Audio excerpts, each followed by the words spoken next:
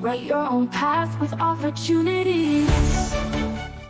Welcome to another Authortunities Extra. We're changing things up a little bit.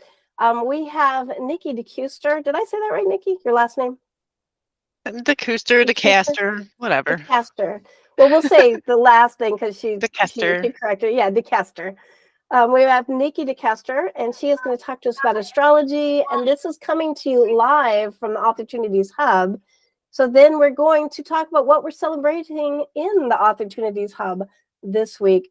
But I'm just going to let Nikki take over because she's going to talk to us about astrology, and it is super, super interesting.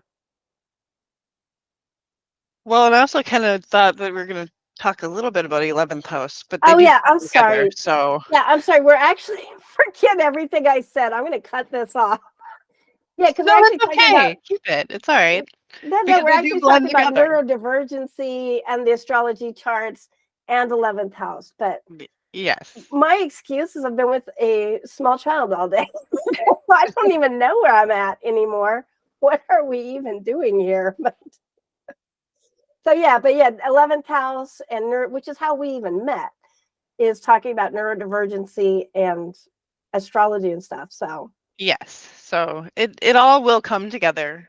And we can look at charts and stuff. But just to let people know, one of the things that I've been working diligently on for like the past 2 months has been putting together an organization called 11th House Publishing.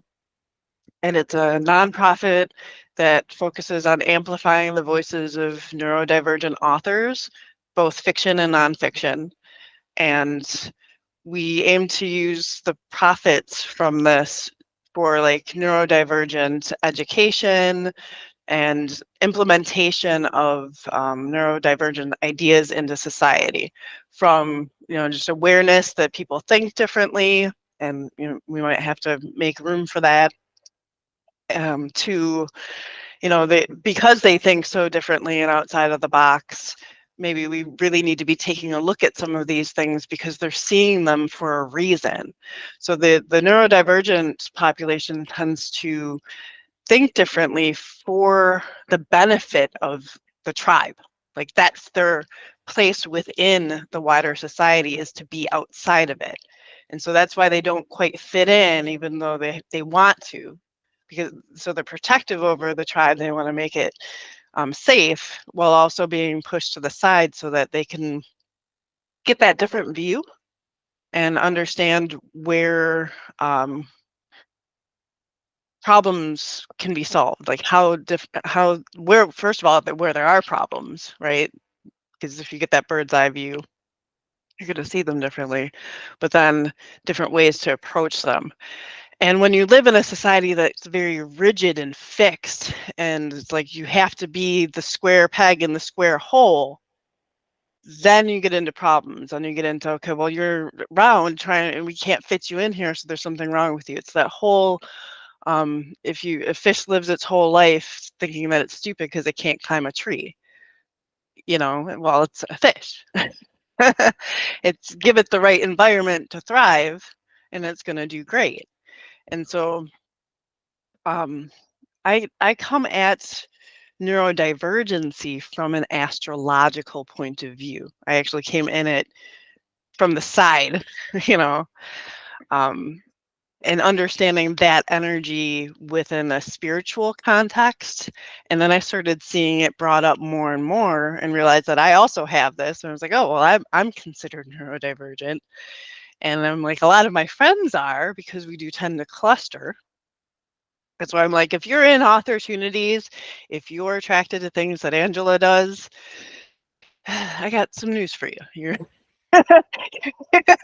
You're probably neurospicy in some variety.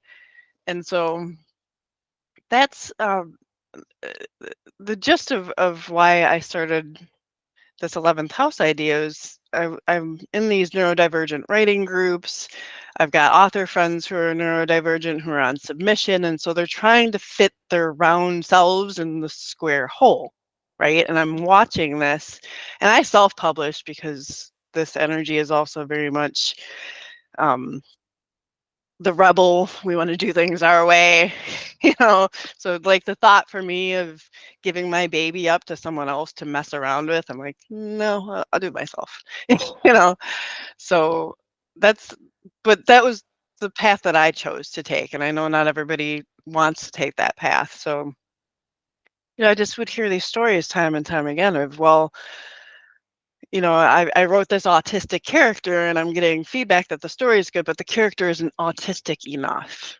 And so it's this like, every minority group has faced this to some extent. And so now it's the neurodivergent's turn to be like, well, it's actually a spectrum and here's why. And so again, understanding it from the astrology perspective, which we can get into more, I see that it's not a disability, it's a different ability, right? It's just a different way of thinking. And in fact, I just learned the other day that neurodivergent people have like 65% more neurons in their frontal lobe. And I sent that to you, remember, Angela, just the other day, a little. Yeah. So And I if can't anybody think of wants to anything back up that's on true that. yet. Yeah. Like 65% more crunchy. But yeah, super interesting. So like we're working with different wiring. And again, I think that's for an evolutionary reason. It's to keep us progressing forward and to try new things and be outside the box so that we keep moving ahead, The light bulb at one point was considered, oh my God, what is this satanic stuff? But eventually somebody had that vision of there's this light bulb and electricity, and what if every house had electricity? What would that look like? Do you know how many people probably laughed that idea off as being like absolutely insane? Yeah. And yet here we are. Yeah. Still doing That it. is, New that is technologies. the energy of neurodivergence. Autistic, ADHD, Asperger's, whatever you want to call it, they're all thinking on a different frequency. And so that's why you often see, I think, kids who have that delay in speech. It's not because there's something wrong with them. It tends to be because they're processing things just differently. And so that's why they'll speak usually later. And then all of a sudden, bam, they're speaking at like this level. And she's shaking Natalie's, people can't see her, but I can. She's your son has ADHD, is that right? Yes. So he actually is on the autistic spectrum. It's formerly known as Asperger's. They don't call it anymore, but he's on the high functioning spectrum, and then he has the ADHD and the OCD. And when he was younger, before he started school, he didn't talk. Like you could probably get like one word answers out of him, but other than that, that was it. And then he started school, being around kids, and he was getting the help that he needed. And that was when we were like, oh, he's on the spectrum. That explains a lot now, because my mom, she saw the signs before we did, and she's like, well, he's doing, building up blocks, breaking them back down, and then building them up again. I'm like, well, yeah, but he's also like 2, and kids play with blocks at that time. And she goes, yeah, but he's doing it repetitively, and that's like an early sign of like being on the spectrum. And I'm like, well, it might be, but we'll see how he gets older. And then when he's on like no talking, one word answers, we are like, okay, so maybe there is a thing. And now he's full on talking, full conversation, and Yep. he's doing great. He's reading on a good levels. He's a little bit more advanced in reading, and the handwriting is something we're still working on, but the math, he's a whiz at it. So I'm just like, yes, at least you're good at the math. Like math, great, perfect. Because Mama's not good at math, so I need you to be good at math. I need you to be good at the numbers, bud. Yes. So you see it, you've seen it firsthand. It's that just having the patience, a different way of learning. So he's probably just taking everything in, and there's so much if you think about it. Just like in your room right now, so much to take in. If you come from like the blackness, or you're forgetting everything, or whatever your spiritual thoughts are on reincarnation or how we got here, it's still like, whoa, the colors, the shapes, the sound, like, yeah, it's a lot. And so you integrate it in just a different way. Yeah. Not And then better, not worse, just different. Yeah. And then there were times where he would get like the overstimulated, and he would kind of like, quiet down a little bit and like shut off. And I'm like, "You okay, bud?" And he's like, "Yeah, I'm kind of tired, and this was going on, this was going on." And I was like, "Okay, so we're just social batteries running on low, so we kind of need to cool off a little bit. That's fine. That's fine. We can work with that." Well, yeah, in astrology, the 11th house is the house of networking. It's the house of the internet, of the wider social group, of progress in humanity, and just being outside of the box. It's the Aquarian house, so Aquarius energy, Uranian energy, some Saturnian energy in there too.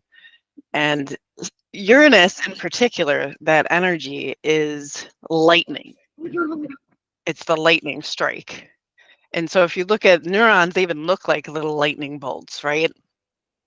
And so a lot of times, because we have more neurons, there's more firing, more electrical activity, and that gets overstimulated easier. It's a lot more energy being used. The brain in and of itself takes up an enormous amount of energy.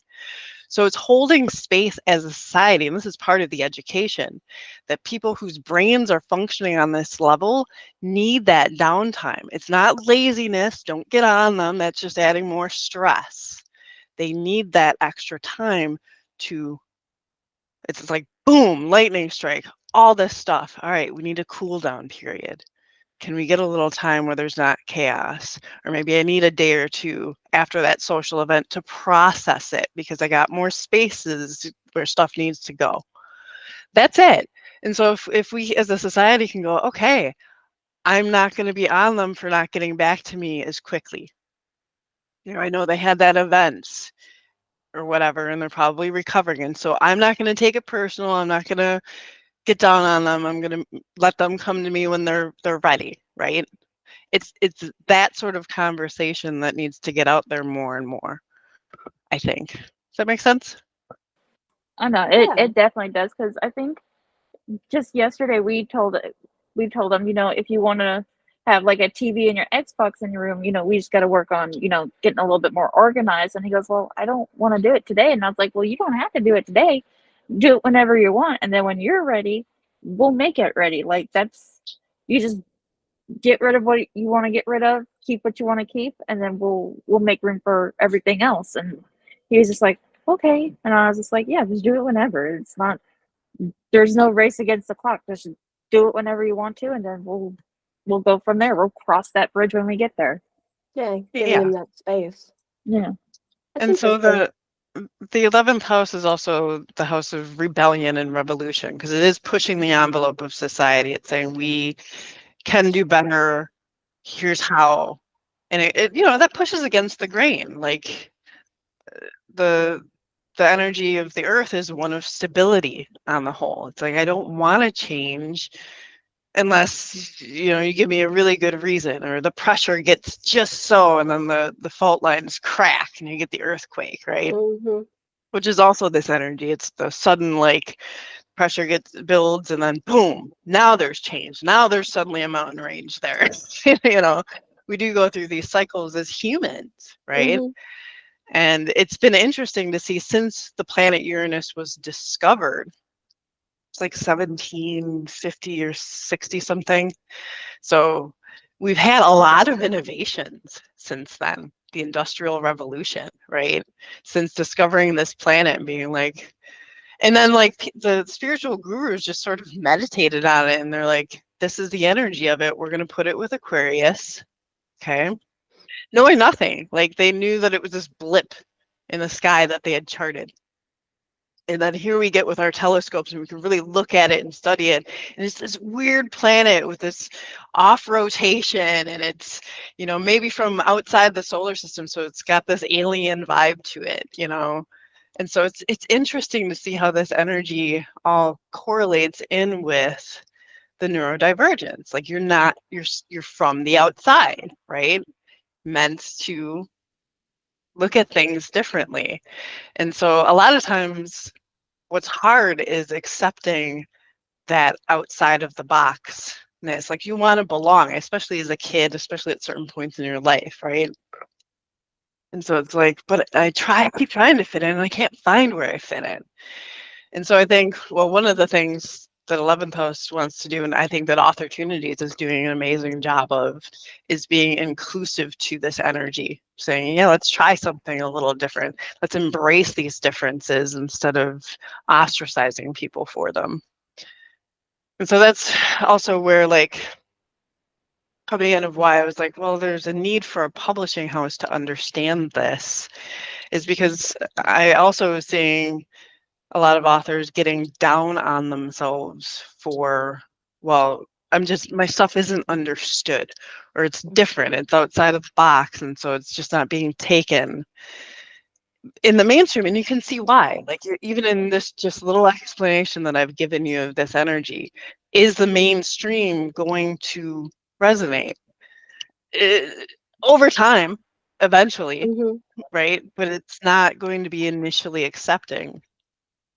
And some of these underlying issues, especially like if you look at the environmental scale and whatnot, are things, sometimes there's pressing things that need to be handled now. The wolf is at the gate kind of thing, and so if we have a system that's built to move like molasses, and full disclosure, I have a background in politics.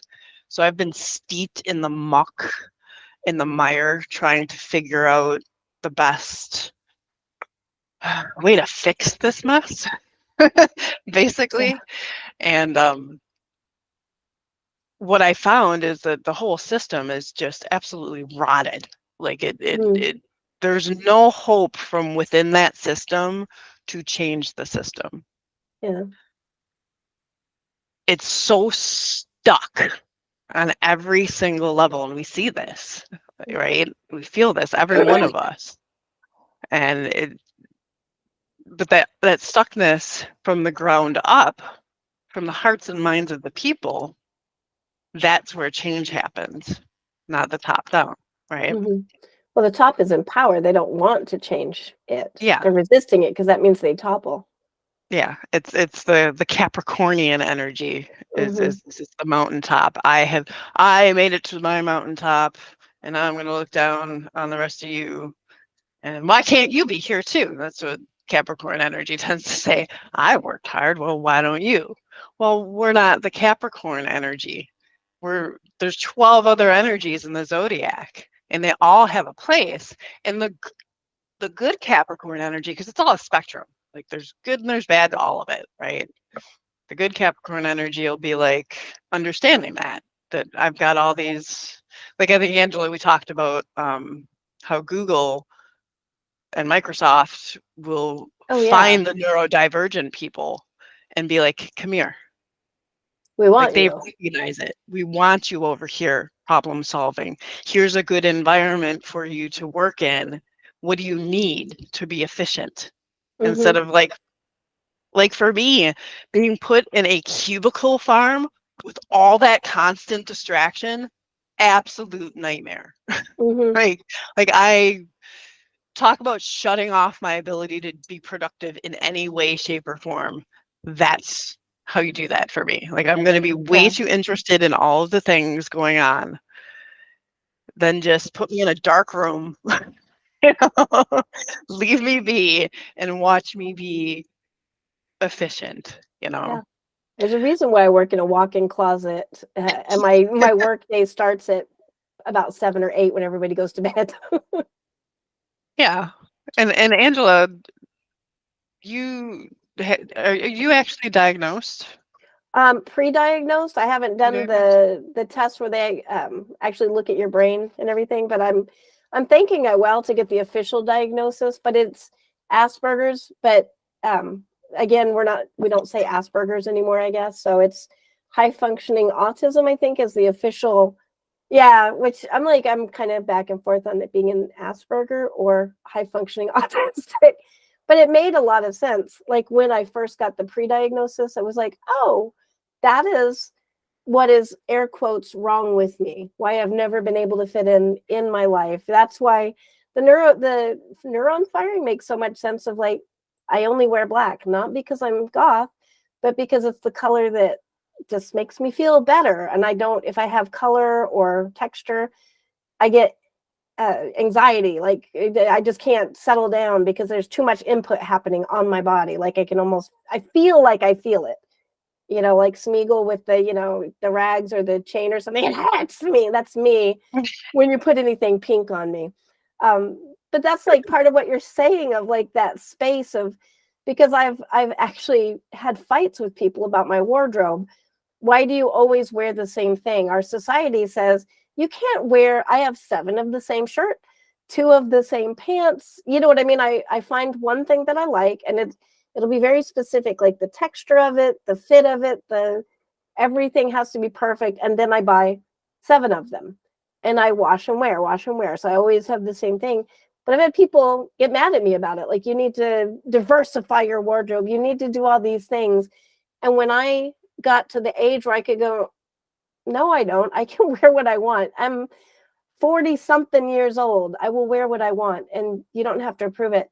That's when I actually got more functional. Like I started going, okay, I know this is the proper thing that society says that we do.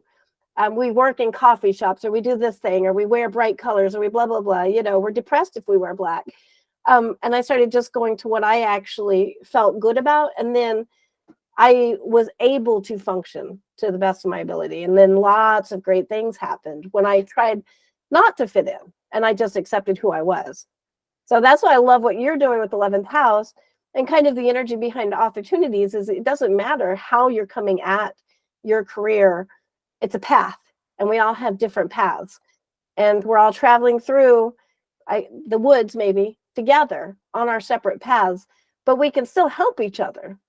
But we can also recognize and honor each path that people are using to get to where they need to be. So I love 11th house, and whatever I can do to support it, count me in. Angela has agreed to be a board member. Yeah.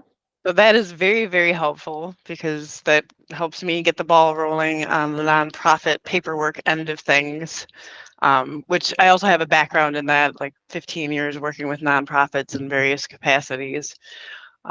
So the paperwork stuff is interesting. Also, just to see some of the updates because I've been more in the writing world for the past decade. So coming back to the world of nonprofits and seeing what's changed has been interesting. Just in terms of like, now they make incorporating seem like you need a side like help to do it. Like, oh, get a special registered agent to help you with this. And it's like, then I start digging into it, and I'm like, do I actually need that? Because we didn't back in the day. So why is it a thing now? Because it costs like, money. And it does. It's like $100. Yeah. And I think like every year or something, right? Like you have to keep it up. Yeah. So Yeah. And I'm like, no. And then I dig, and it's like, actually, you don't actually need this. But there it is, right on the Wisconsin site, making it seem like you do. Mm-hmm. And I'm like, oh, so you don't actually have to pay this. You can do it the old way. Very interesting. Like, who's infiltrated now? Now they're, well, nonprofits is business. We can make money. Like, it's like, oh God, don't take the one thing from me, because it was my niche. I was like, okay, I want to help the community, right? So I get this degree in politics, find out that it's a cesspool, but I'm going to go over here and just help the environment in this little corner, with these nonprofits and whatnot. And now, I'll deal with it. It's all surmountable, but it's interesting always to see how they try to make things. They put hurdles that don't need to be there. And I think neurodivergent people see that right away. Like, what is this? And in the submissions process too, right? Got to do this, got to do that, this, and it's such a hurdle to people who are already overwhelmed. Like, why? You know, I've already written this story. I've got a million things going on. Why do you need all of this stuff to be just for my story to get submitted? Isn't it enough just to have my email address? You know, right? Very important. And then, like, why does it have to be formatted just so? And what, that was so off-putting to me sometimes, where I'm like, just too exhausted to deal with it, even though I do deal with a lot of fiddly stuff and have, so I can do it. But I'm not alone. Like, it sometimes just gets to be that final thing, and then you're like, well, I missed the deadline because right, my brain just couldn't handle one more straw, you know. That's just, oh, forget it. So that's something I'm mindful of with this publishing house too, is how can we streamline it to make it the easiest possible submissions process. You know, so little things like that, or even just the fonts that we publish in, right? One of the fonts that I really love is that I think it's binaural is the name of it. Correct me if I'm wrong, but it's something like that, where they take the dark font in the beginning, they bold it. Is that the one for dyslexia? Yeah. Yeah. I think I might be butchering the name, but I love that, like that it makes it easier for you to read. I'm like, so thinking outside the box in those ways, like, could we publish another book where that's what the text was? Why not? You know, especially e-readers, right? Yeah. Maybe there's even some that have it. I've heard that you can get it installed and whatever, so maybe it won't be a thing soon, but so it's that sort of outside of the box thinking that I'm looking for. You know, Angela's gotten involved. My friend Allison, who's also an editor, is involved. So we've got our board together. We can incorporate, get our nonprofit status, and get going. And then where we go from there, I'm opening it up to the community. So, like, if people have ideas, sort of what I've been formulating is maybe a Kickstarter for both a fiction book and a nonfiction book to showcase neurodivergence. You know, maybe some short stories on the fiction end of things. Like, show us the things that don't want to get published anywhere else, or haven't, or, like, you know, the characters that maybe you're having a hard time getting other people to understand, that sort of thing.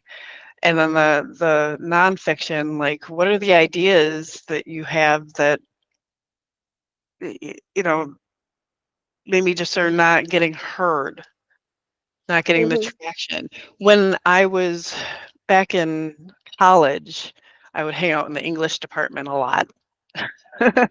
And I'd hear from a lot of the professors trying to get published, who, now that I understand this as I do, they were probably neurodivergent because we would all hang out, you know, and, or like even in the politics end of things, like they'd be trying to get published and be running into the same sort of problem. So here I am years later going into the fiction end of writing, remembering that. Like, yeah, you were brilliant in your thoughts on this, that, or the other thing, but nobody would give you a voice. So that's at the heart of what I want to do here too, is give voice to this. So I'm not talking wanting to be small here. When I say I'm starting this publishing house, I'm talking about wanting to build this into a self-perpetuating nonprofit juggernaut. Right? And we can do this because we think outside the box, we think big. What are the ways that we can approach this? Being a nonprofit allows us to apply for grants. And a lot of times there'll be grants out there that will be specifically for, you know, neurodivergent people, or amplifying voices that aren't heard, marketing, testing different ways of marketing. So we might with this be able to be in a better place to say, okay, this thing, which again, another thing that'll come up is we like the story, but we don't know how to market it, right? Because it's different. And so they won't take a chance on it because the profit margins aren't there or whatever, which is understandable, right? They have their thing. But what we'll be able to do with not focusing on profits is, you know, maybe we get grants where we're like, we want to try weird stuff and it may or may not fit. You know, we're going to throw some spaghetti at the wall, right? Help us do that, right? And some of that spaghetti is going to stick and some of it's going to fall off, but we're going to learn. And in doing this, you're like the beginning of the fractal. You know how fractals are constantly, that's how I look at this energy, that we're supposed to be at the forefront trying out the different things. And so I think that's a freedom that we will have as a nonprofit as opposed to, you know, an LLC or whatever. Yeah. Does that make sense? I think it's super exciting. And that's, I think that you and I talked about this before. The guy who actually, I think, classified autism. I don't know what really the correct term would be, like classified it or discovered it or really brought it out. Actually believes that autism is a form of evolution.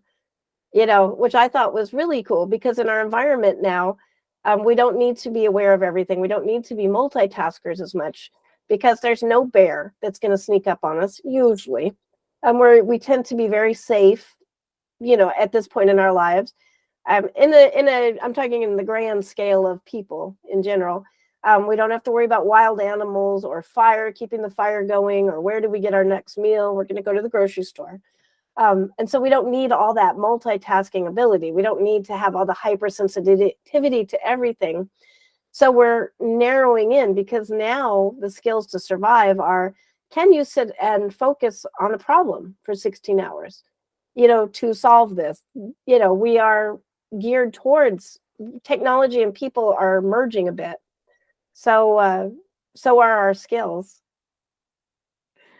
So that just, that's what I think of when you're talking about this is, you know, we're evolving into this. And then how do we, that was cute. You said it's very distracting and adorable, Natalie. Yes, we're like, well, how do we stay on focus? What? I'm sorry. So whenever he walks by, he can like see I'll pop up, and he goes, "Which one are you in?" I go, "I'm in the bottom one," and he's like, "Oh, okay." And then he went off and did his thing, and I'm just like, "Okay." Oh, that's awesome.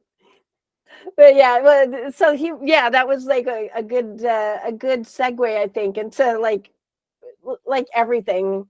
I don't know. Well, that distracted me. Evolution. We're only one letter away from revolution. Well, actually, I can close the loop and bring it back in with because my daughter goes to a nature school. And I've gotten to talk with some of the mothers whose children were either diagnosed with ADHD or on the cusp of being diagnosed or being medicated in their schools. And then they bring them to the nature school, which is like the Swedish model of being outside all the time. And suddenly all the issues go away, or the lion's share of them, right? Like, and I think part of that is because you've got like the constant wind blowing in the leaves, you know, you have the birds, there's enough little distractions that it keeps that part of the brain going, looking for the bear maybe, right? Yeah. And it just, they do better. And I think that's why. So you're trying to put them in this box, which some energies do great with. Like a lot of the earth energies can be stoic and stand there. Well, the Uranian and Aquarian energy is air. You're trying to get the air to stand still. Yeah. You know? Doesn't work very well. It can hyperfocus if it has to. Like there's the Saturnian energy involved in the Aquarian as well, and that's very fixed and focused. But if it's intellectually stimulated, so that's where you get like, this is my specialty, right? Or my thing that I really love that I can do and do and do and do. So that I have no problem focusing on.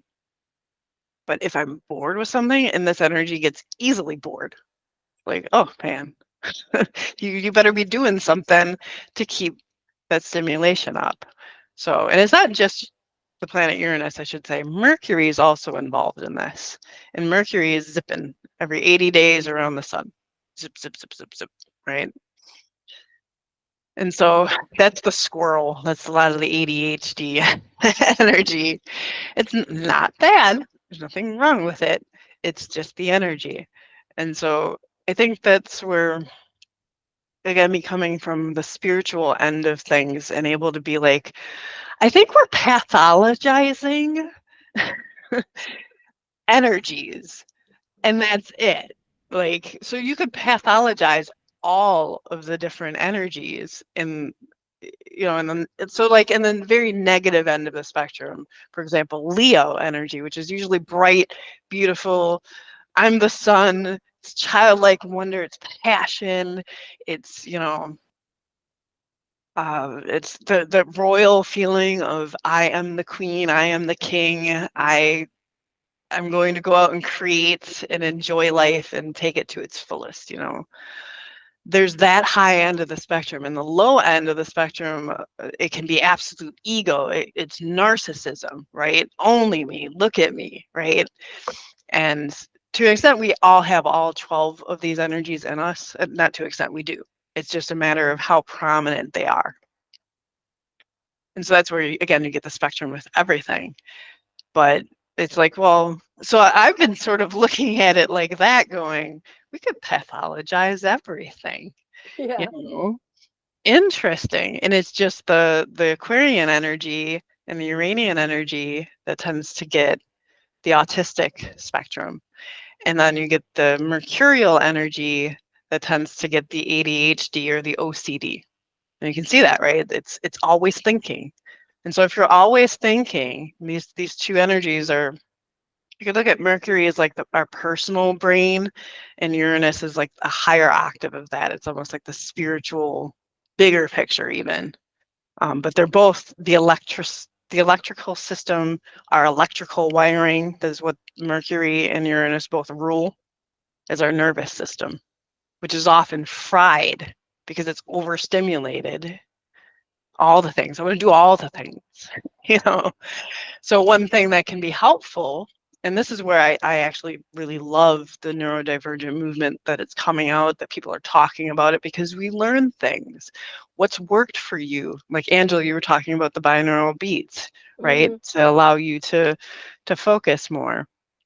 So that's great. That's something that I learned about that I wouldn't have if I wouldn't have known that I have this ADHD tendency. But I also have a ton of Virgo energy, which will give you the ADHD, and the OCD, because Virgo is detail oriented. It's Mercury ruled. I'm looking at every little thing. So I know all the little things. I know that there's germs everywhere, for example, to use the classic washing of the hands, right? This is why, because it's in my brain prominently and I can't unsee it. And until I wash my hands, and I do this, like I'm a constant hand washer. And I've had to understand over time that, like, if I don't just go do that, I'm so distracted. So it's like, I know I'm being neurotic, but give me a second, I'll be right back, and then I can focus. Otherwise, I'm worrying about everything I'm touching, and I know that it's an issue, but I've accepted it at the same time. So, but that's all this is about, learning how we work. Exactly. And so it's also on the other end of the spectrum. So we have our neurodivergence trying to understand that we're circles trying to be in a square hole. We also have to hold space for the fact that social cues, for example, are very important to people with a lot of Venusian energy, Venus energy. So that's going to be your Taurus people and your Libra people. So the niceties, it makes them feel calm, right? And so what a lot of neurodivergent people will be like, I don't have time to worry about that, whatever. What does it matter? Or whatever. It's just not prominent energy in them. And then they'll wonder why people get so upset because they didn't bow in a certain way or whatever it is. So I think it just comes down to like it's like they need to understand. That's what they need to feel safe, right? Is that security. So when you come in and you're like, I got this idea, let's put a light bulb in every house. Let's hook the whole system up to a grid of electricity. And you're like fired up for it. Let's do this. We can do this.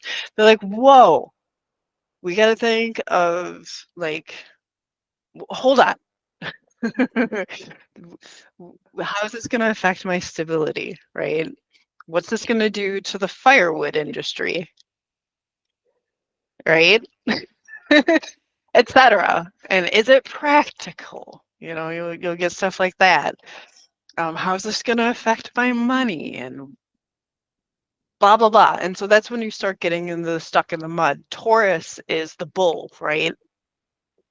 If you think about like Wall Street has literally got the golden calf. Taurus rules money. So if you want to know why things don't move, you're basically trying to move a bull when you look at the system.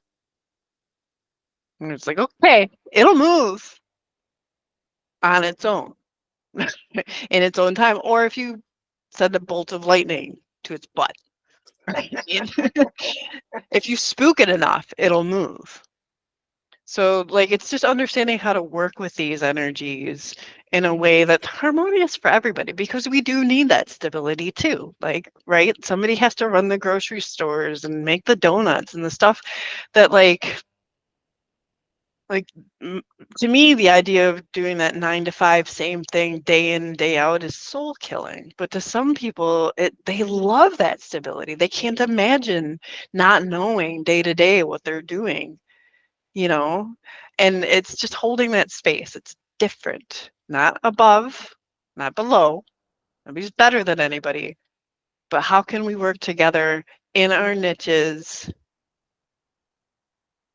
for the betterment of society, while also holding space for people's growth, right? So it's not like, well, okay, Taurus people can only toil and labor over here doing this, because you're going to have some people with Taurus suns and, you know, maybe Aquarius risings. So it's going to be a mixture of these energies. And so those people maybe want to do both. And Taurus is the sign of manifestation. So it's bringing the clay into form. Whereas a lot of this neurodivergent energy tends to be thought. You know, I have a lot of ideas, but getting them down, that's when you need the earth energy. And a lot of writers will have Virgo. So we could actually use that as a segue if you'd like to go into looking at some author charts. So I can sort of show this energy a little bit more. Yeah, Unless absolutely. you guys had any questions about 11th house. Not more or less question, but I know the last time we had met last Saturday and I was like, hey, can you do a birth chart? And you had done mine. It was so spot on. I literally had to like check my entire house and be like, back in my house. She had my unit. Yeah. Well, that's the thing too about the Uranian energy. It's open-minded. So this energy doesn't care what the truth is. It wants the truth. It seeks the truth. And so a lot of times you'll get people with this energy who are at least willing to entertain astrology, because, you know, it was Neil deGrasse Tyson who said, we think we might know maybe 4% of what there is to know about the universe and how it works. And we're probably wrong about that. And I would agree. So like understanding frequencies, which we're just starting to really grasp this, right? That we're all energy, quantum physics is on board, quantum entanglement, neurodivergent energy in 11th house and Aquarian, all of this is the house of science. Because that's pushing the envelope, right? So it's a very cerebral energy that wants proof, you know, the scientific method. So I can say for me, with astrology and with my spiritual practices, I apply the scientific method. And that's where I think astrology kind of bridges the gap nicely, because you can learn about, you could pick up 10 books on astrology and they will all tell you that Uranus means X, Y, and Z. So it becomes a formula. Basically, if you have Uranus energy, we are going to expect to see these things. It's happen to be neurodivergent. That's what I was like, oh, that's what that is. But for years before that, like, because I have Uranus in my first house, so it's very prominent energy with me. And I accepted a long time ago, but this helped so much to see that in my chart. And I went, that's why I'm so weird. That explains it. And it helped me accept myself right then. It's like the blueprint. That's what you can look at your natal chart as. It's like the blueprint for you. And you decide what frequency you want to vibrate at. So the planets all give off frequencies. And NASA, if you go to NASA's site, you can listen to some of them. They've recorded them. And it's really, really interesting. So if you can just hold headspace for the fact that these planets are massive and their frequencies are hitting Earth and us in these little bodies, and maybe that's affecting things in ways we don't understand. And maybe 5,000 years of observation that is astrology has clicked onto something. I hold space for that. I'm like, so I was like, I don't know what I just discovered, but it's cool. Yeah. It's, and I don't want to go too far on this path, but I'm so excited by everything happening right now, because science is proving magic from my viewpoint, down to like I think it was quantum entanglement. They had the first photo of quantum entanglement, and it's a yin and yang symbol. Legit a yin and yang symbol. Is it quantum entanglement, or am I getting it wrong? I just know science thing happened. They took a photo. It's the flipping yin and yang symbol. Well, and I actually looked into that because I thought that was neat too. I saw exactly that thing. Yeah. I looked into it further. It doesn't actually come out looking like a yin yang. They used a yin yang picture in their whatever, and people kind of took off with it. So just so you know. Thank you, because I would rather know the actual truth. Because I was like, I actually was kind of thinking, wow, so what are they photoing? Like, what is the photo of? So I was like, I guess just the energy. But that's very cool. That the energy held that photo through this was amazing in and of itself. Like that was the big story, whether it's a photo of a yin yang symbol or a cat or whatever. Yeah. But yeah, I was so hoping that was the case, though. I was like, man, I know it's one of the things that's been on my list. I really need to look at that more. So I'm actually glad that you told me that, because I'm like, oh, okay, that makes sense. Well, I kind of fell down the rabbit hole, and I found a few of them. Some of them, they kind of look like, oh really? Entanglement? A little bit. So they call it the spooky quantum entanglement, finally captured in a photo, and it's like that. I'm not sure if y'all can see it properly, but it's like Eye of Sauron. Oh my god. It's exactly the eye. And then they have one where it's this one, where it has that going that way and then that going this way, and then the two are connecting. That one I can see as being like the yin yang sign of that concept. But I'm just like, okay, what is it actually looking like? Because I'm seeing it in my head and I'm like, okay, that's how it's connecting. And then with all the other images, it's just like, oh, well, here's the one where they actually have, I think it's just like someone had gone into like Photoshop and they did the thing, but that's the one I saw was the yin and yang. Yeah. I think the other one reminds me of Zorro, though. So we're going back to Revolution and the Zorro Z. Or like a scythe, like death chasing itself. Yeah. Cycle of death. You can't have a scythe without cycle. Well, now you could, but. So, okay. Well, you mentioned the Eye of Sauron, so maybe I'll start with Token. Okay. right? There we go. Because I wasn't exactly sure, but then there you go. Mm. So I'm going to work on presenting my screen. Let's see.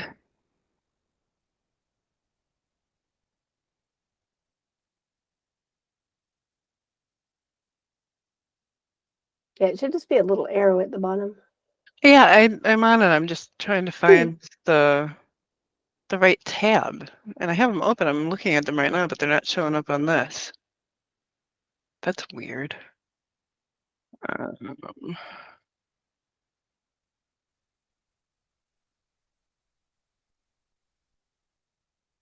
Sorry. Technical glitches. Very, very strange. Token doesn't want us knowing his secrets. That's the Eye of Oh, I Sauron see him. sitting in this That's tower. weird. Oh, it jumped up. That's really weird. It's not supposed to be where it is. So, okay. All right. Can you see this? Yes. All right. Can you see my cursor with it? Mm-hmm. Okay, good. Good, good. So here he is, J.R.R. Token. And I don't know a whole lot about his life. So this should be interesting. I know a little bit just because, you know, he picked things up as a writer. But so he was born on Sunday, January 3rd, 1892 at 10 p.m. And it's really interesting how many people will remember their birth time, right? Or we write it down. And I always found that peculiar because it's like, well, what's the purpose of that? Well, it sure helps when you're doing your birth chart because the time fits so much into place. So down here is the actual birth chart. And again, you can look at this like your energetic fingerprint or blueprint. All the energies have a spectrum to them. There's no good or bad. And don't get like too lost in all of this. I'll simplify it. But you've got the signs here going around. So we were talking quite a lot about the Aquarian energy, and that's this. But then the 11th house here is this little section. And there's like 5,000 different types of astrology, by the way. There's two main ones that are practiced, but even within that, there are subsects. So it's a rabbit hole. You want to spend your whole life going down. So I try to keep it pretty surface and what is practical with all my Virgo energy, you know, what can help us. So if we look here, this AC symbol stands for rising, and you know, we're mind, body, and soul. So that's what I'm going to focus on for the most part with Token's chart. And the body part of that mind, body, soul is what's called your rising sign or your ascendant. And it's going to be the prominent energy in your life, the first thing that people see when they meet you. It's kind of the driving force behind all the rest of it. It sets the tone for all of these houses. And it's always going to be in your first house. So when I talk about me having Uranus in my first house, it's very prominent energy within me. So for Token, it's Virgo. You know, he's got that Virgo energy, which is very focused. It's mercurial. You know, it's very much a teaching energy, but in a practical way, very methodical. And I understand like it took him his whole life to publish, right? So that's very interesting.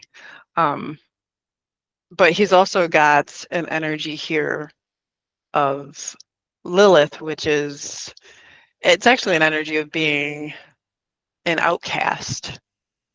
So I'd be interested if people know his history and whatnot, if he felt sort of out of place as well, in that neurodivergent kind of way.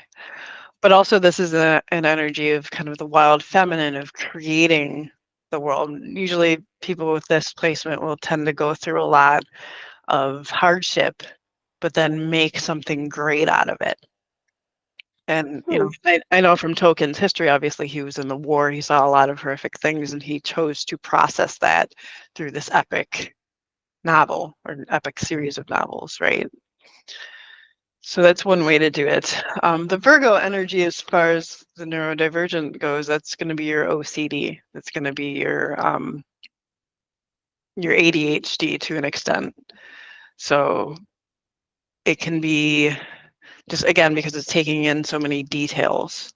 It's a very practical energy. It can be very focused, but it can get also overwhelmed on the negative side of things. So this is going to be your perfectionist. It has to be just so. And from what I understand about Token, like, it took him a long time to get published, and part of that was he wanted things to be just so. I don't know. Are either of you more versed in Token than I am? I'm actually looking through his bio right now as you're talking, and he was actually considered, he was regularly condemned by the English literary establishment as he was writing, with a few exceptions, but loved by millions of readers. And then he was taken up by members of the nascent counterculture, largely because of his concern with environmental issues. So I can really see that Lilith energy there of, the feminine, right? Yeah, he wasn't Mother doing Earth. he's like being a hippie, fighting for the planet, instead of like, and then that really surprised me, being condemned by the English literary, because you're like, Token? You can, you know what I mean? Like, really? Yeah. That just like that's the light bulb, Yeah, and so I'm also looking over here now at his moon. So the moon is our emotions. It's the lower mind, our instincts and intuition. And it's, if you look here at 0 degrees, so each section has 30 degrees in it. And when you're at 0 degrees, you're right on the cusp. So you're double dipping into 2 different energies. So his mind was in 2 places. One, you've got the Uranian energy that we just were talking about, the Aquarian energy. So an outside of the box thinker. This is a mind that doesn't ever shut off. It's always thinking of big picture ideas. And then you've got the Pisces energy, which is more of a spiritual. So you've got science and spirit right there in his intuition. And how do I mix the two? The Pisces energy will also be, that's your story flow. Like, that's your people who kind of tap into the flow of the ether and the universe and just bring the story down into existence. So that's very interesting, because he held on to this vision for so long, right? And it just didn't leave him. Like, he had to birth it into being. So very cool. Yeah, very outside the box, but very sensitive. Like, Pisces is a very sensitive energy. It's a psychic, empathic, emotional. So, being an outcast, he wore it well, but I think probably got to him. He wanted to be accepted and understood in ways that he understood others. And I think, you look at the character of Frodo. I see that as kind of his inner child, really. That's how I've always looked at him, having to do and go through these horrible things and never quite being the same when he came back. He had to go into the West, right? And then he's got a Capricorn sun. So the sun is the soul part of the mind, body, soul, and it's that fire that keeps us going. Our sort of nuclear furnace that has to be fed. On one end, it's the ego, and ego isn't necessarily a bad thing. It can protect us, but it can get out of control. But it's that royal inner fire that I was talking about with the Leo energy that we all have. Here I am experiencing this life. I'm that little kernel of flame being like, all right, what is this physical stuff? And for him, it's in Capricorn, which is that energy of diligence, right? It's earth focused. It's, I'm going to do this. I'm going to do it well. I'm going to rise to the mountaintop. I'm going to go to Mordor. And I'm going to throw that ring in. Right? So that sort of is a very grounded energy that can achieve a lot. Capricorns, we need that energy to bring structure to the system at the same time. So he worked within the system, even though he was an outcast of it. So, and this energy can get very draining to him on that mental level, because if you're neurodivergent and Token was with this, I can say, if he's cuspy with the Aquarian energy, there's some part of him that was thinking outside the box and all that kind of stuff. But if you're wired to be the rebel and to push the envelope, you get very drained by the status quo. It's like, oh, why do things have to be like this? Why can't they be like this instead? And so he held that. He was like, no, I'm going to do this, and I'm going to get, I would imagine, like, his work respected then, if he got such hell from people. Mm-hmm. Like, no, I'm going to make this so perfect that it's going to shine through time and space, and it did. So, and he's got his Mercury too, which Mercury is it's our writing. So if people want to know where that comes from, is Mercury, Virgo energy, Gemini energy. So Virgo is kind of the grounded, detail-oriented editorial side of Mercury, whereas Gemini, being air, is more the ideas. So the Gemini energy in us tends to be the squirrel, many ideas, want to do all the things, want to make the whole movie and play all the parts in it and produce it and act. So it's a very curious energy. And that's Mercury too. It's a very mischievous energy. Both this Mercury energy and here's the planet Uranus symbol. Like, these are very, if you look at Mercury, it kind of looks like Loki with his horns, right? Yeah. So there is that sort of like, let's shake things up a bit and see what happens, right? So there can be that aspect of mischievousness to it. And Token sits right on the cusp with this energy of that steadfast, stoic, make the donuts kind of energy of the Capricorn, to the Sagittarian energy, which is this symbol here, which is more laissez-faire. I want to go my own way. It's it's the professorial energy as well. So, like, he likes to be listened to, obviously, the profession that he went into, but even not knowing that, I would say that he liked to be seen as an authority in whatever it is speaking of. Yeah. Maybe to go ahead. It's amazing. Well, I'm reading, I kind of like skim read through his biography. I did not know all this about Token, or Tokin, I guess it's pronounced. But I know him only as a reader because, that was some of my favorite books. But he has had such an interesting life. You talk about that Uranus energy and everything, that is all over the place. His books are, now we think of them as pretty classic. But I guess at the time when they were breaking out, they were subversive, cultish. People were taking acid, LSD, and reading the books, and which he loved. He was very happy about on one hand because everybody's reading his books, and he kind of accidentally became wealthy from the success of these. But on the other hand, he had to change his phone number because people would call him at like all hours of the night to ask him questions about it, and bothered that it was like this counterculture symbol, like flattered and bothered. So yeah, just everything that you're saying, I'm like, wow, I really pictured him as a stodgy old professor. And that's it. Like, he just, anybody who would write the Similarian is really, that's like, yes, the Similarian. But he actually was making his own languages when he was really young, and he had a lot of tragedy, and so I could see all that like energy of the rebel and everything in here as well. It's pretty crazy. Yeah, I didn't know that. Like, I know very little about Token, so yeah, wow. That is very interesting. All right. I hope this is getting recorded. Like, the screen. We are recording this, yeah. This is I just noticed that as I went back to the main page, and I noticed that it's me. Oh, yeah. In the recording, it probably isn't, so I can link to these because it shows who's speaking, so I don't know how it's going to present, if it's going to present well. Yeah. Yeah, we might want to link to them. And a lot of it's going to be like on Spotify and stuff. So, yeah.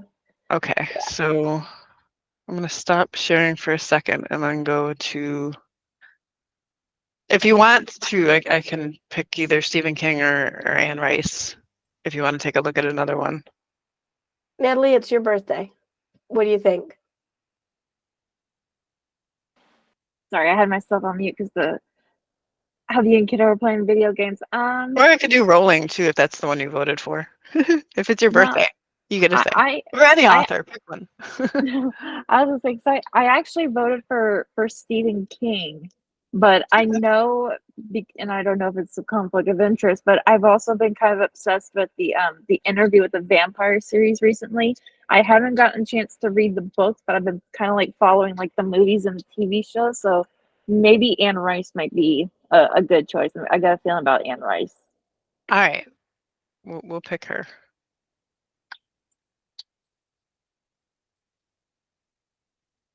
Here we go. There she is.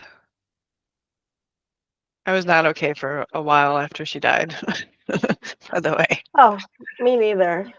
Yeah, and I heard a lot of like not controversial, but controversial stuff because for the longest time after she, had the books come out, she wouldn't allow people to write like fan fiction stories about like the Vampire Chronicles. And I'm Yeah. like, why? Like people are doing it with like Supernatural and they're doing it with the Harry Potter and all these other things. Why not this? Because this is a really good series and it would be really cool to see other people's point of view with this world. And then just I don't know if it was like a copyright issue or she was just like, no, this is my She was work. fiercely, possessive of this stat. Yeah, which I can understand because be? I mean, yeah, and I can understand because she probably worked hard on this series for years and years and years, and like this is like her shtick, and she's just like, no, it has to be honored and respected. And then when she had sadly passed away, everyone was just like, now we get to do it because now it's free game, and it's just like, okay, whatever y'all want. Yeah, it is interesting. All right, well, let's see if we can dive in and understand a little bit more about why she might have felt that way. So Anne Rice was born on Saturday, October 4th, 1941. The time of birth is unknown in this case, which means we're a little bit handicapped in terms of not knowing her rising sign or her house placements, which I really didn't get too much into with the tokens chart. But the houses just kind of add another layer to it. And you can think of each house is ruled by a sign, and it's like mixing flavors together. So maybe, again, I'm trying not to overcomplicate things and keep it pretty surface.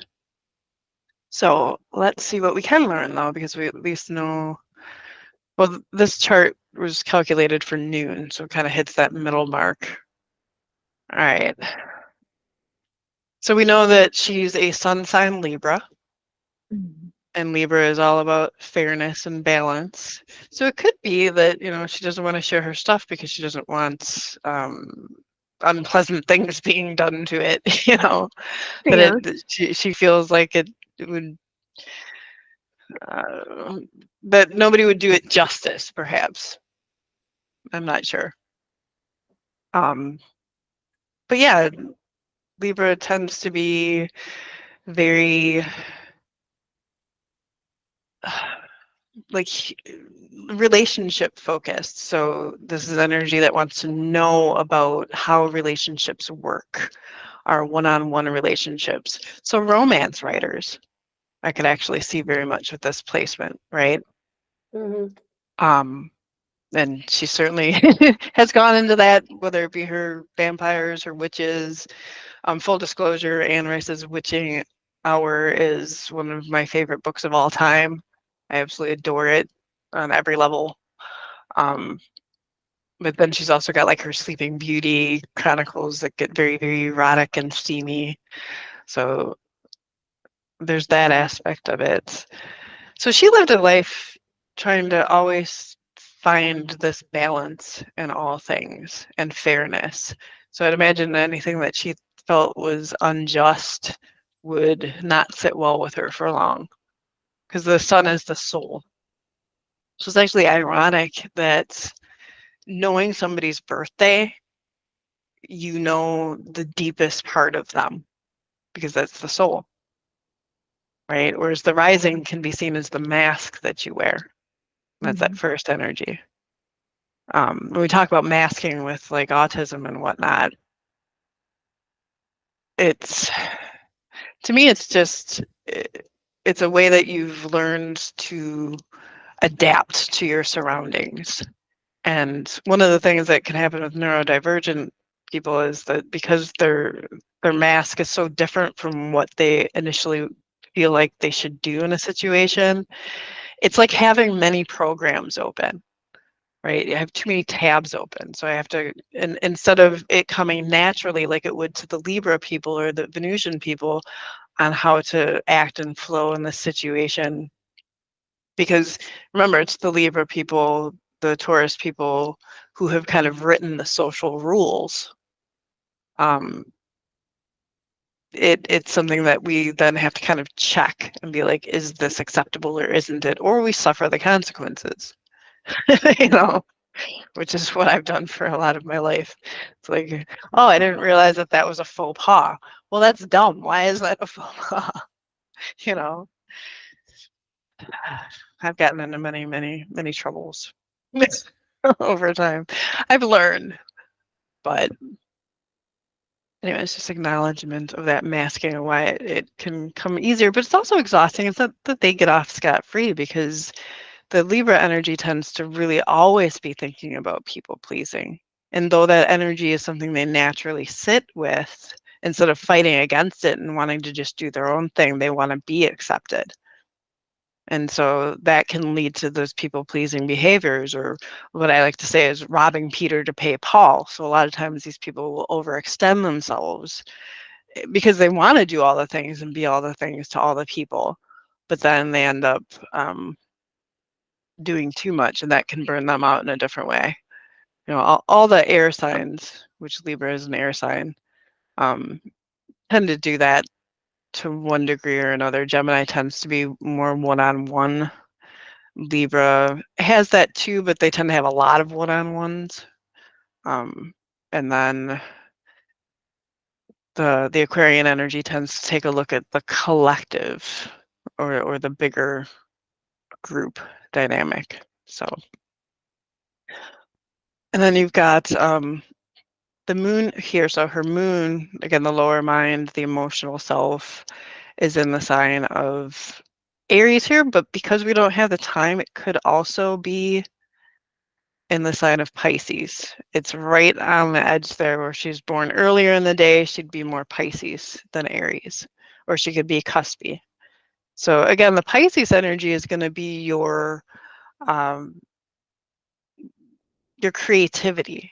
It's, again, taking the stories from the ether. It's the subconscious realm. It's the realm of writing. It's one of the places where you can look to see, you know, are you tapping into these stories that just have to get out, have to be told?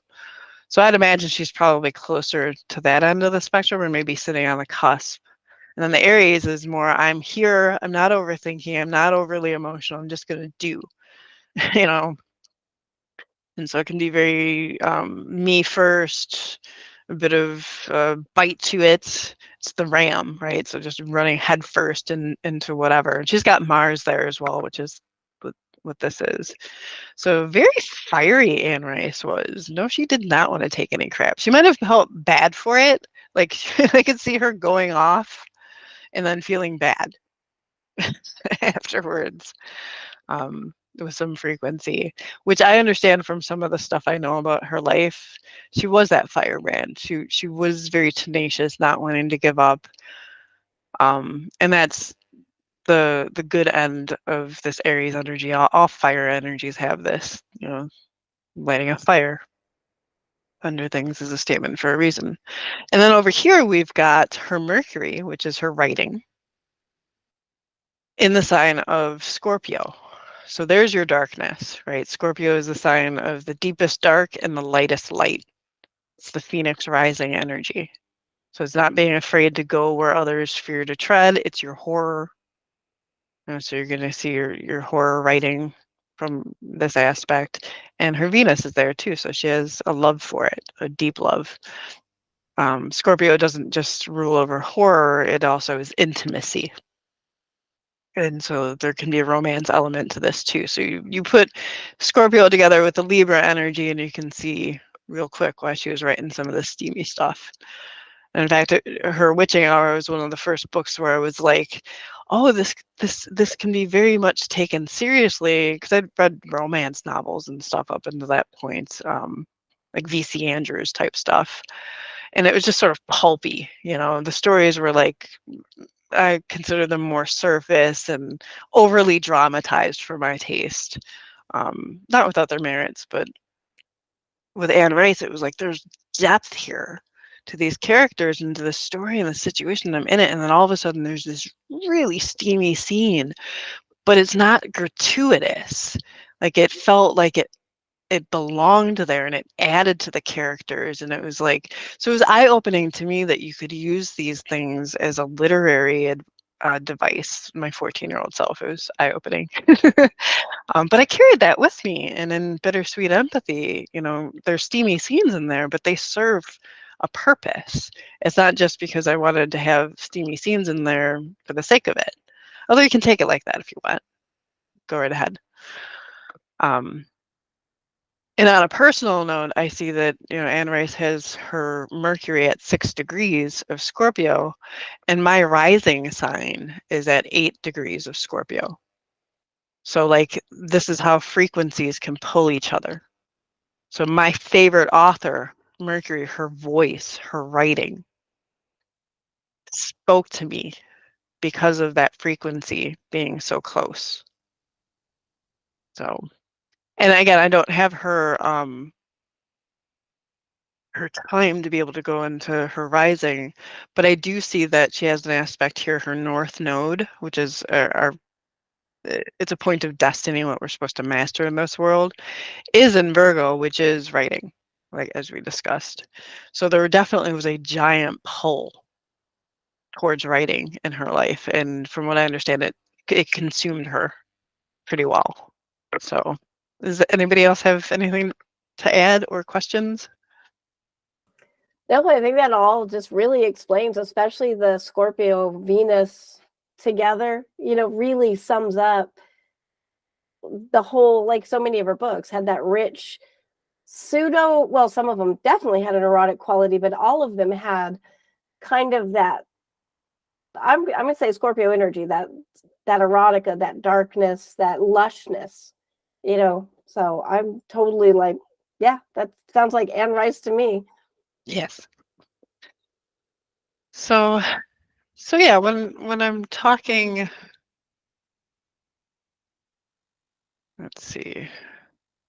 So does this make a little bit more sense now when I'm talking about the houses and the energies? Now there's 12 of them and we all fit in different ways. I don't know. To me, it was the language that I understood. Like, so I took astrology and I learned it to the nth degree, and it became another language to help me understand the universe. And so I come at it now with that and trying to bring that fluency in, you know. And sometimes I'm like, I don't know, did that get through, or is everybody just more confused? No, it does. It makes a whole lot more sense, because if I heard you right, each house represents its own little niche and how people work and people function, and they're just regular day-to-day lives. And I know I have a book somewhere. Hold on one second. Let me go in my catacomb real quick. Hold on a second. Yeah, and you've got one thing I didn't say about Scorpio, for example. Scorpio is very passionate, just like Leo. So when you've got this very passionate energy, Scorpios often get like the rep of like, oh man, they just went off out of nowhere. No. You know, I can guarantee there was a buildup there, and it's because they care so deeply, you know. And getting back to the pathology of things, I came across like the whole thing about having a borderline personality, right? And I'm like, damned if that doesn't sound like Scorpio. So I'm like, you're pathologizing. And like the ways of getting out of borderline are how Scorpios rise up. How they go from like being in the lower levels of hell to being the phoenix and rising up into heaven. And so it's just a spiritual journey. And so like psychology has caught up to what astrology has known all along. It's like, oh, you got Scorpio energy. Here's some stuff that can help you work through this in a higher vibration instead of, taking it back to your boyfriend's car window. And I also never I done found that. I found my book. This is the air quotes around complete book of astrology, the easy way to learn astrology, because I had to get it a few years ago for a project that I had done, and it has like all the different houses, what they all represent, and then it has the zodiacs and what signs they represent, like keywords that affect them, their strengths and weaknesses, and just like common things. And they even have like a list of celebrities that are associated with that sign. Like, let me find his name. It could be a great way to learn charts. One of the things I did when I was learning is I looked at celebrities and ones that I knew a lot about because I'd followed their biographies or whatever. And some I didn't. Like, I remember I looked at Robin Williams, and of course I knew who he was, but I'd never known his life. So I looked at his chart and I was like, okay, I studied it. This is what I would expect. So I had it open, and then I did like a inside the actor studio interview with him, how that's really in depth. And I'm like, check to all this stuff. And it was so like, it was one of those moments where it just solidified that things you didn't know, and then you've got this insight. Yeah, because here, I was gonna say, here it like says like how to spot a Virgo, and it says does things precisely, looks and collects boxes and puts things in piles. And I'm like, first of all, you ain't gotta attack me like that. You ain't gotta attack me like that. And then it has personality traits as a worrier, diligent, reliable, critical, shy, organized, efficient, detail orientated. And I was like, all right, that makes a little bit more sense. And it says strengths are organized, efficient, and practical, but the challenges are like reserved, worrisome, and critical. And I'm like, listen here, book, I don't know who created you, but again, you do not attack me like that. Well, and one thing that I'm going to say, because it's your birthday, so you're a Virgo sun, right? Yeah. And I've got a Virgo moon, and Angela's got some Virgo energy. I'll let her decide if she wants to disclose what, but you can talk. You can share anything from my chart or anything, Nikki. You're absolutely free to share. Okay, well, she's got a Virgo rising, right? So we got the trifecta here today, and Virgos tend to cluster because we can understand each other. We can talk in these detail-oriented ways that bore the hell out of a lot of other people. So be like, oh God, she's on again about whatever. Whereas Virgos are like, I want to know all the things. It's that energy of curiosity, but in a practical way. So to me, it was like, all of this spiritual stuff is great. How is it going to help me in my day-to-day? How is it going to help my life? How is it going to help my clients' lives? So being able to be like, mixing it in with things like EMDR, right? So if I see somebody who's got a lot of Uranian energy firing off and they're getting overwhelmed all the time, maybe do some vagus nerve work, right? So I know that. Or things that just calm the immune system. Well, what calms the immune system? A lot of stuff. There's a variety of things, or not the immune system, I'm sorry, the nervous system. A variety of things, not only calm music, but diet, for example, like eating anti-inflammatory stuff can calm the system down, and so it's these little things that you learn. Yeah. So that's the Virgo. I think it's been really cool because when you did read my chart, I feel like I won't say like I was surprised, because I felt like I knew all that stuff in a very round way of suffering through your whole life, not understanding. Then you finally get to that point where you don't care and you accept it. And so you were basically like telling me, oh, you're like this. And I was like, yeah, that's true. But I will say, like, that Scorpio part, I think, that is very secretive, which I was just reading the other day. I thought this was so cool. The magicians, to know, to dare, to keep quiet, and Scorpio represents to keep silent. And then Scorpio is also like the sign of the reproductive organs and all that stuff. And I won't go too detailed into it because it's the sign not of an release. expert. It's the sign of release in all Yes. its forms. Yes. Yeah, in all its forms. But when you die, the larynx is the first thing to go into rigor mortis, which is to keep silent on the magician's thing. And the uterus is the last thing to go into rigor mortis. I just thought that was all very kind of cool, weird side note stuff that, probably a Scorpio would be interested in. It's like, well, and Virgo and Scorpio are the die. detectives. They're the detectives of the zodiac, both of them. Yeah.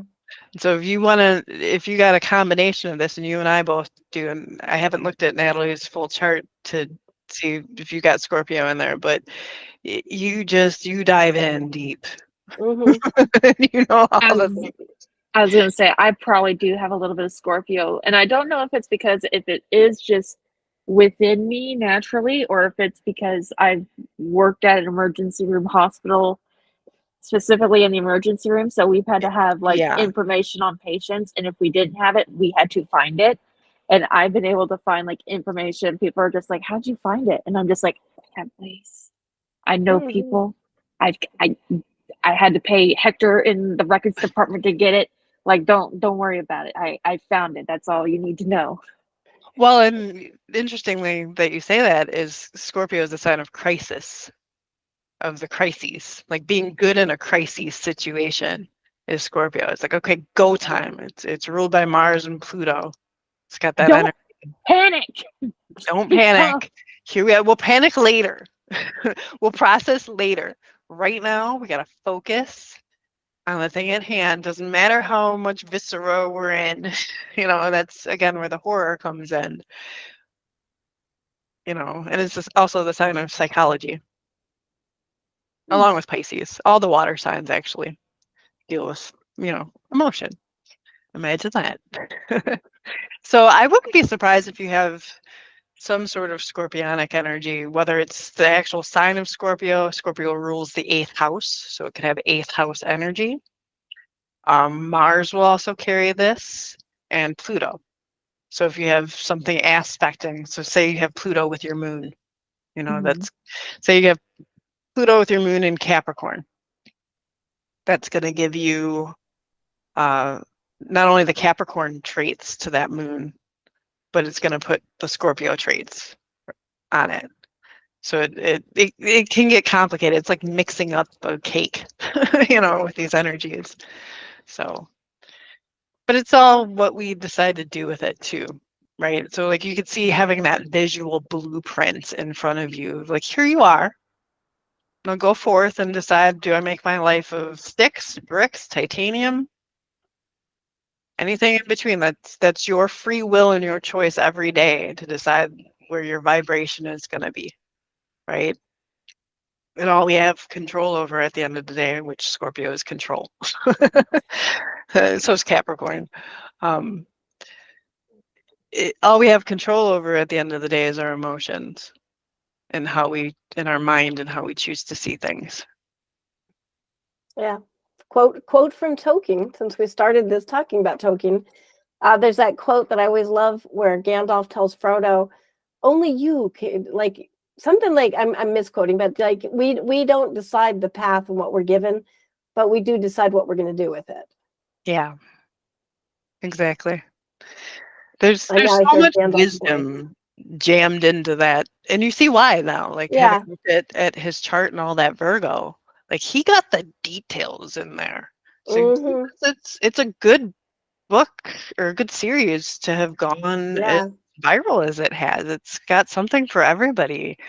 All those characters are archetypes, right? That teach us something about ourselves and go through this journey of the soul. And so I think that's why it's so beloved, because you can latch onto one, and more over the course of your life, you're going to identify with different ones, right? So like scorpionic energy tends to identify, I think, a lot with Frodo, right? And the burdens that he carries with that ring, and, you know, having to get rid of it, but not being able to. Because I carried it this far and it's my precious, you know? Yeah. Or you've got like Aragorn, right? Who has this deep responsibility on his shoulders, and he doesn't want to necessarily walk into it, but eventually he comes to terms with it, and literally fights the ghosts of the past to get them to be on his side. You know, that's some deep shadow work. Yeah. Right there. You know, so, and then you just got Sam, you know, that's that sweet part of all of us that I feel like is the Authortunities energy. Yeah. Undying Right. loyalty to the end. Yeah, being there. Yeah. And lifting each other up, literally lifting Frodo. I Yeah. can't carry the ring, but I can carry you. When he failed, yeah. So, well, so cool. I mean, this has been like really talking to you, Nikki, is always really interesting. I just always feel like I learned so much. Like I'm sitting here, speaking of synapses firing, I just sit here and I listen, and it's like calm face, but inside it's like. yes. Well, thank you for giving me a platform to ramble on about these two things, and you can see how like they've come together. And how I I'm love like, what okay. you're doing with 11th house, because I've seen issues. I've been on that end of it, you know, where you're like the system doesn't always understand everybody, but in the process of not understanding, we're losing incredible resources. And we've talked about this a number of times. But just those outside the box thinkers, if we medicate them and try to make them go away, you know, because that's kind of like one of the original ways to handle neurodivergency or being different, is to make it go away, medicate it so it will at least be quiet. And I've worked in the school system, and, you know, could go on with horror stories of things that I've seen, where you see the bright spark and it gets muted with the drugs, because the bright spark is chaotic. It's, you know, I don't know what to do with this. It's not standing in line, so I'm just going to, you know, make it go away. And at the same time, we're shutting down our own evolution, you know, when we do that. So I love that you're giving this space to the different thinkers, you know, to thrive. Or just like in my own life, I'm told many a time, you know, I come in with this, what I consider to be a brilliant insight, you know, little me, yeah. And it'd be like, well, who are you to think that you can change the system? It was constantly told to me. Who are you? They've been doing it like this for thousands of years. Yeah. If you think that's for a reason, instead of like, well, let's take a look at it. Let's see what would happen if we did it like this. You know, it's a different approach. You know, instead of squashing it down of who are you, and then you got years of trying to be like, you know who I am? I'm fucking Nikki DeKeuster. I'm gonna do this thing, right? And it's funny with Uranus; it's got an 84-year cycle around the sun, so 84 Earth years, right? And the midlife crisis tends to coincide with Uranus in your birth chart being across from itself, so it's an opposition. So it's a time of like, wake up. It's the great awakener energy is what it's called. Wake up, lightning bolt, boom. If you think about a lightning bolt in a dark room, right? So complete darkness, the lightning bolt goes off. You see everything in that moment. Yeah. And then it's imprinted on the back of your eyelids. And then it may go back to darkness, but you're not the same. Yeah. You have an idea of the layout. You know, there's something in the room with you. Or whatever it might be. So I find that interesting, that like these things cycle and to wake us up. And you tend to have a lot of people in their 40s who go through this, like, I am done with the way people have been trying to put me in this box. Mm-hmm. I am doing my own thing. See ya. Yeah. Either come with me or go. I don't care, but I have this thing I need to go do. And we're like, oh, it's a midlife crisis. No, they woke up and sloughed off what society told them they needed to be. Right? Yeah, I think that's 100% true. So, yeah, it is interesting how all this stuff has come together too, because I've had quite the journey. But then when I put it all together with 11th house, it makes sense. Like everything I've been through, it's like was leading up to this point. Yeah. I guess that's also why my being able to amplify these voices is so important to me personally. It's like, well, because you might have had a genius idea and it might be fantastic, and let's give it a go for the betterment of all, Yeah. Or what was the thing I was told? I had some writing insight, and I can't remember what it was. It was a while ago, but I remember somebody saying to me, "Are you Stephen King?" Like, who are you to say whatever it was? Like, I don't remember. Are you Stephen King? And I stuck with me. I'm like, so, like, I get that Stephen King has done all this stuff, but like, can other people have space to have insights besides being Stephen King? Like, you have to have that level of title and authority to have an insight on something. Seems so foolish to me. Yeah. Like, the idea is either sound or it isn't. Yeah. I think Stephen King would probably think that was foolish, honestly. Thank you. So I'm like, so I started for a while. I was like, "Are you Stephen King?" And I'm like, "No, I'm freaking Nikki DeKeuster," and I'm doing it my way. And you're right, Stephen King would be like in full agreement. Yeah. So I don't know. That was very Maybe cool. we'll look at Stephen King's chart another time if people want to. Yeah. I got a lot of love for him. Yeah, Stephen King is awesome. And his backstory is pretty cool too. Like he was definitely Yeah, him I know a lot about. So like me fixing him, but Token I knew very little, a little here and there. It was very interesting reading his biography because I didn't know any of that either. So very cool. And I didn't read his biography, full disclosure. Like I pulled it up and looked at his chart. And again, little things here and there from like, you watch a documentary on Lord of the Rings and the making of it. Thing. And it's like a little bit of his history trickles in. And it's like, oh, that's interesting. But I didn't know that he was the war and that he was that outcast, right? I didn't realize that. Well, he was an orphan when he was a boy. So there's a lot of feminine energy right there. The outcast with the Lilith. Oh, that makes all the sense. Yeah. And he chose to create a different life. Like that's Lilith. Like I've been outcast unfairly, maligned. And I can either sit here and cry about it and be bitter and whine, or I can create the world, which is Lilith as Mother Earth. Yeah. Well, he actually did create his own world at that time. That's when he started making up new languages. So had a forbidden love. She was 3 years older than him. And like the father the priest father that was raising him as a charity thing, I think, forbade them to see each other because he was too young. Like there's a lot of really interesting stuff. Go read Token's biography, everybody. It's way interesting.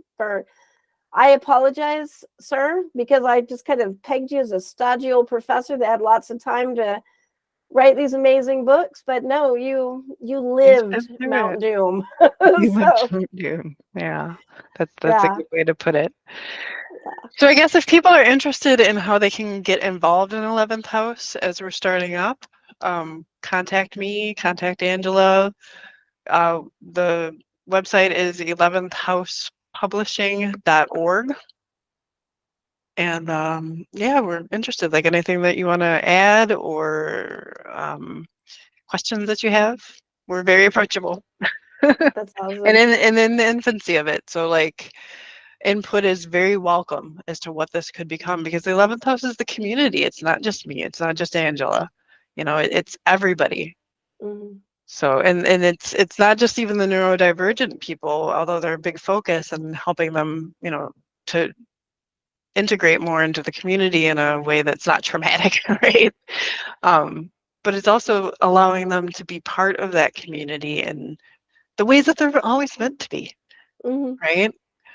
So, and to accept themselves, and hopefully, Natalie, you go forth with this, looking at your son in maybe a different light, Yeah, and it's definitely helped out since then, because there are times where I'm just like, am I being like a bad parent? Like, am I doing something wrong? And it's just like, no, he's just got a couple extra little quirks, and we just work with it. And it's just a new learning experience that it doesn't change anything. It just, he does things a little differently, and that's just how he does it. And I'm just like, okay, that's how he does it. That's how he does it.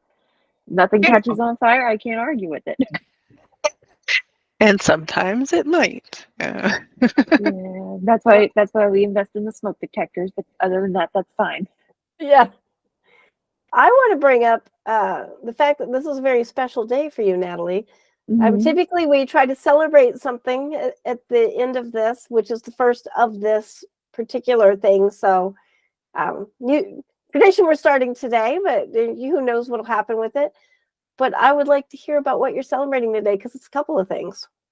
Well, other than today being at the big 30th birthday, my book Late Night Bites is finally published. It's finally out on, like I said, I was having glitches with it on Amazon. It's saying that it's available, but the prices are not the way that I wanted it to be. So I'm going to give it an extra day, and hopefully it resets itself. But it's also available on Barnes and Noble for order, so that's even more exciting. And I'm just processing it still, because I have it, both the copies, like right back here, and I stare at it like every single day. And I'm let like, us see that cover. Wait.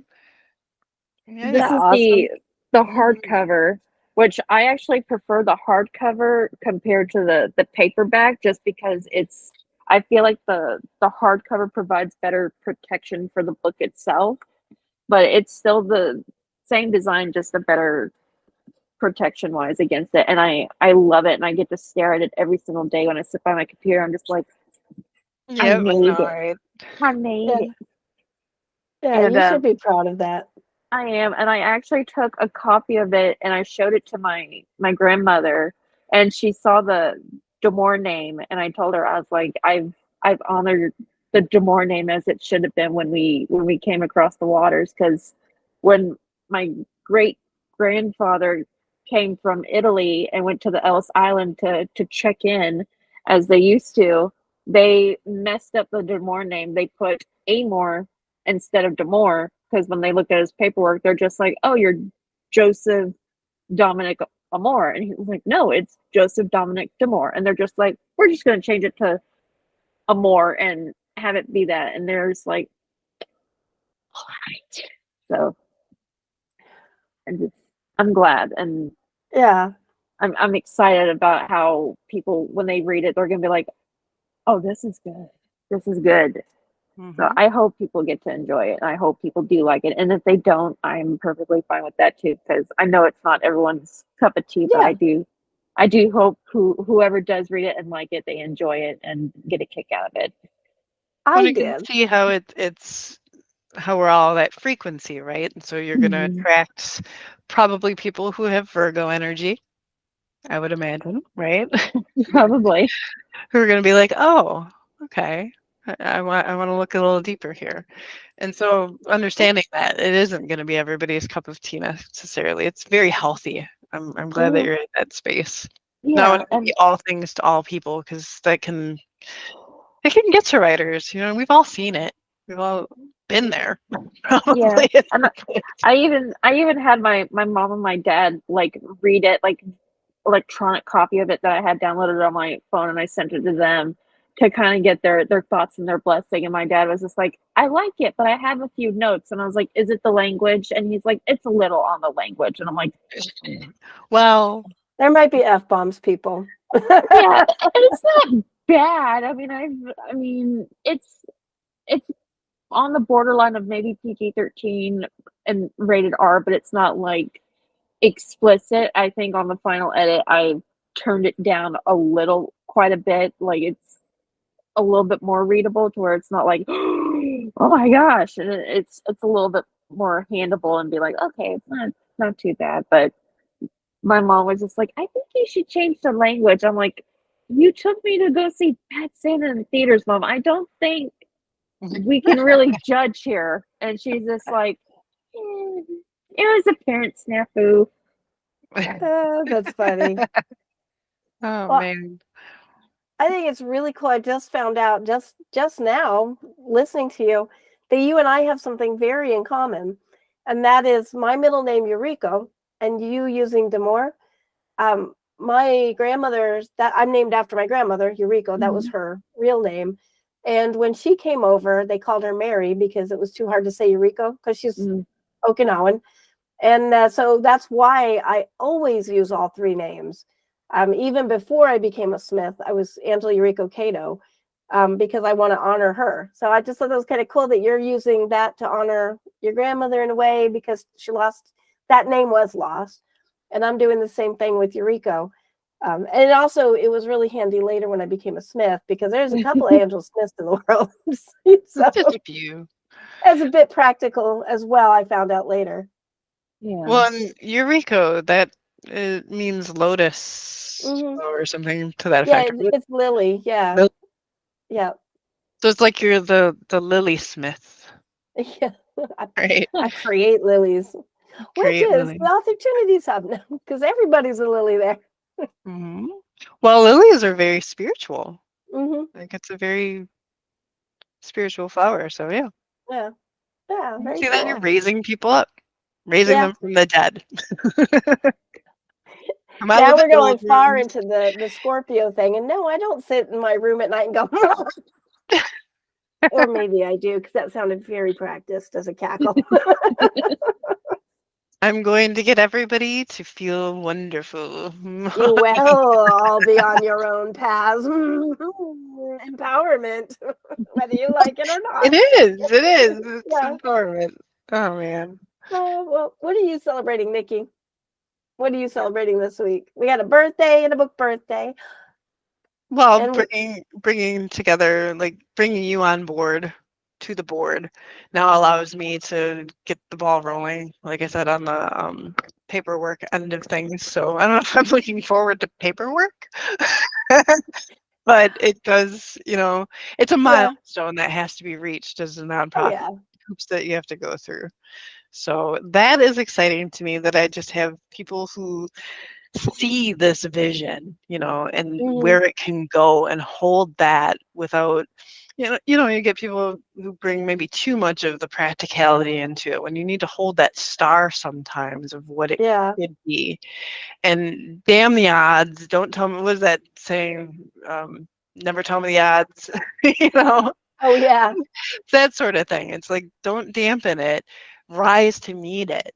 Rise to help be what it needs to be, instead of seeing what could go wrong, what could go right. And so that's a phase of life I'm in with it. And I think that's, it's a good place to be. I found my soul again for writing my second book, the sequel to Bittersweet Empathy. And I ebb and flow with that, because I'm a very emotional writer. I have my Mercury's in Cancer. And so my emotions have to be in such a spot for my brain to be able to brain enough to put the words on the page. But it's been flowing along. That's good. And just, the changes over the past few years since writing the first one, I've changed so much. I've gone through a lot. And so to come back to that story from this different place and tweak it has been a bit of a challenge. Just like, well, I don't want to do that anymore with that. So I have to rethink not only this one, but the one that comes after a little bit. So my creative process has changed, and that's fine. We're always changing, right? We shouldn't be the same, but it's evolution, always evolution. Yeah, and in the meantime, I'm like, well, I've also gotten the call to do this bigger publishing thing, and that's a soul thing. That's like a me being tapped kind of thing. So it's finding the time for both. And then I'm also a mother. Yeah. So to a preteen. Oh my gosh. Yes, and she has started her preteenness. Oh my goodness.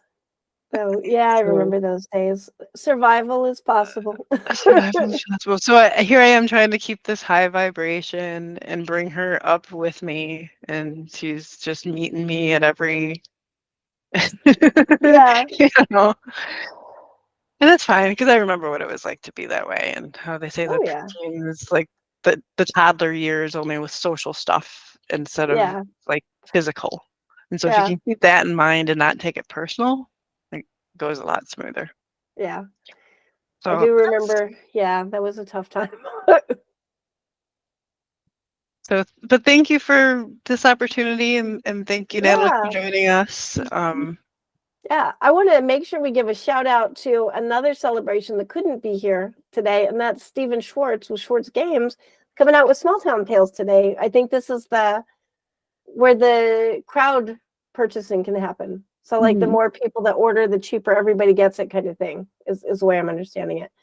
But so he couldn't be here. He sends his best wishes, says happy birthday, Natalie. And yeah, just celebrating all the connections that are being made. And yeah, I'm very excited to find out next year where have we all gone, because we have so many changes right now happening. You know, we're all at this moment of conjunction, it seems like, and we're all converging together in this one space. So I'm really excited to see what happens over the next year. Best year ever. For mischief. And one of the things I like to say for 11th house is we aim to misbehave. Yeah. So if you aim to misbehave along with us, join in, because we want to shake up and make a better world at the end of the day. Yeah. This is just the avenue that I think I'm best suited to do so. I would agree. And I'm just going to add to that the behaving certainly has put us in a pretty crappy spot right now, globally. Thank you. Yes. Yes. So maybe it's time to break a few rules. All right. On that note, I guess we better close out. This has been really awesome listening to all this. If you are a listener, you've been listening to one of the many conversations we have in the Authortunities Hub, where we bring together aspiring authors making the commitment to write their own career paths so that we can thrive together in an algorithm-free community invested in the concept of radical generosity. And we hope you'll join us. And thank you for listening in on whatever platform you're on. If you enjoyed this, please give us a like and a follow. And for authors that need more submitting and less searching, get both with Authortunities, a weekly calendar of author opportunities organized by date and emoji at authortunities.substack.com. Aspiring authors looking for supportive network are invited to join us on the hub at authortunitieshub.com. And that is it. We will be back next week with more extra. Thank you, Nikki. Thank you, Natalie. Congratulations on all the things. Congratulations to Stephen out there, and congratulations to whoever is listening, because whatever you are doing, it's probably good.